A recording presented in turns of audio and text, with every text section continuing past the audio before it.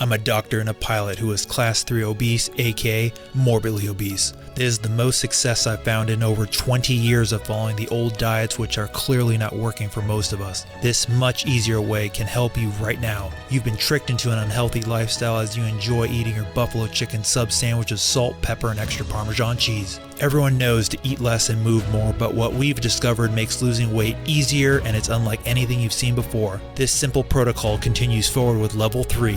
The Hubris River Principle. Join us on this new adventure as we embrace body, mind, and soul. Welcome to the Knights of Veracity.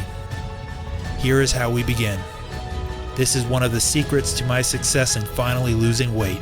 My wife and daughter are counting on me as I battle a life-threatening situation because of years of carrying unhealthy weight and countless failed diets. Everyone knows the symbolic meaning of having mountains and valleys representing the highs and lows that we experience in life. This new principle is a similar concept, but we add to it performance-enhancing philosophy. We will expand further in later videos on how this principle is critical to helping you lose the most weight. You are stronger than you realize. You are not alone.